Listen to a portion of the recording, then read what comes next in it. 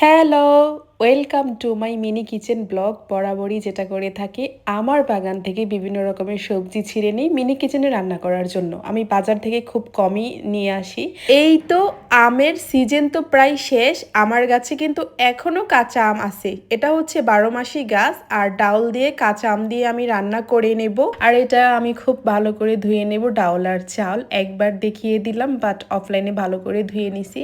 এখন এক পাশে হচ্ছে আমি ডাউল, আরেক পাশে হচ্ছে আমি ভাত বসিয়ে দেবো। আর একটু চাল লাগবে, খানিকটা চাউল আরও দিয়ে নিছি আমি অফলাইনে। তারপর হচ্ছে ভাত আর তরকারি একসাথেই বলক এসে গেছে।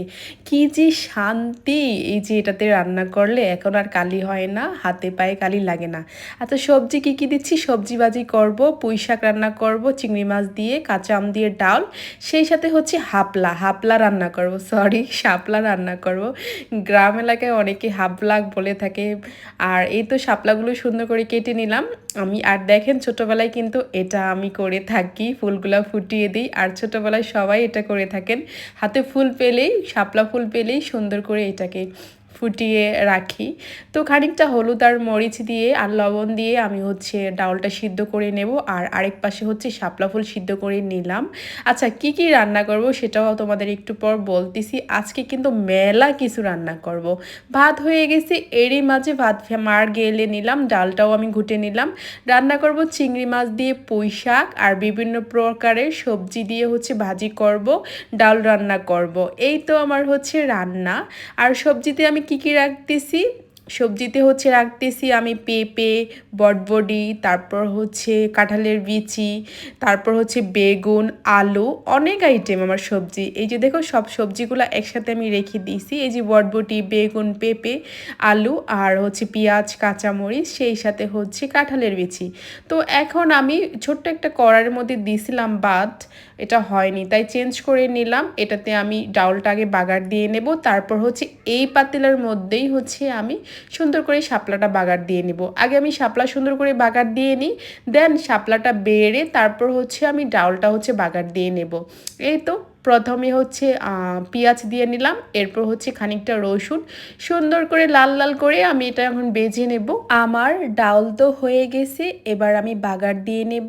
আর আরেক পাশ হচ্ছে পুঁই শাকের ডাঁটাগুলো সিদ্ধ করে নেব, না হলে ভালো লাগবে না, সিদ্ধ হবে না। এই তো খানিকটা হচ্ছে আমি ডাউলটা বাগার দিয়ে নিলাম। এখন চুলায় বসিয়ে একটা বলক নিয়ে আসবো, দেওয়া মাত্রই হয়ে গেছে। এখন আবার আমি এটাকে নামিয়ে নেব। এখন এই পাশে এই চুলাতে আমি আরেকটা কিছু রান্না করে নেব। আমার ওইদিকে পুঁই শাকটা একটু একটু করে বলক আসতেছে, খানিকটা তেল দিয়ে পেঁয়াজ, কাঁচামরিচ এগুলা দিয়ে সুন্দর করে আমি ভাজিটা করে নেব, পাঁচমিশালি ভাজি যেটাকে বলে।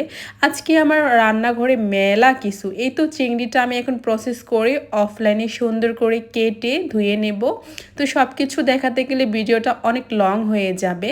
তো আমার চিংড়ি কাটা শেষ। এইদিকে বেগুন, বটবটি আর হচ্ছে পেঁপে, সেই সাথে হচ্ছে আলু, পেঁয়াজ, কাঁচামরিচ সবগুলা টমেটো দিয়ে সুন্দর করে কাঁঠালের বিচিও দিয়ে এই তো সব সবজিগুলা একসাথে করে আমি ভাজি করে নেব। যেহেতু কাঁঠালের বিচি আছে তার জন্য খানিকটা পানি আমি দিয়ে নিছিলাম। আর আমার পুঁই শাক হয়ে গেছে, সিদ্ধ হয়ে গেছে। এখন আমি বাগার দিয়ে নেব। বাগারের জন্য হচ্ছে খানিকটা তেল, পেঁয়াজ, কাঁচামরিচ আর হচ্ছে চিংড়ি দিয়ে সুন্দর করে আমি রান্না করে নেব। চিংড়ি মাছ দিয়ে পুঁই শাক এটা আমার কাছে অনেক ভালো লাগে, যদিও আমি খুব একটা খাই না, যতটুকু খাই ভালোই লাগে। তো খানিকটা হলুদ দিয়ে আমি সুন্দর করে এটাকে বাগার করে নেব। আর তার আগে চিংড়ি মাছটা ভালো করে আমি একটু ভেজে নেব। এই দিকে ভাজি প্রায় হয়ে আসতেছে, আর একটু পানি শুকালেই আমার ভাজিটা কমপ্লিট হয়ে যাবে। আর চিংড়িটা সুন্দর করে আমি ভেজে নিছি। এখন আমি খানিকটা পুঁই শাক দিয়ে এটাকে ভালো করে পানিটা সিদ্ধ হওয়া পর্যন্ত ভালো করে আমি ভেজে নেব। আর পুঁই শাক দিয়ে চিংড়ি মাছ খেতে কিন্তু অনেক মজা। অনেকে আবার ইলিশ মাছের কাটা কাটা দিয়েও পুঁই শাক রান্না করে। এই তো আমার রান্না রেডি। এটা হচ্ছে ডাল, শাপলা ভাজি আর হচ্ছে পুঁই শাক দিয়ে চিংড়ি ভাজি। আর এইটা হচ্ছে পাঁচমিশালি আর সাথে ভাত আর ডিম। এই তো ভিডিওটা এই পর্যন্তই। সবাই ভালো থাকো, আল্লাহ হাফেজ।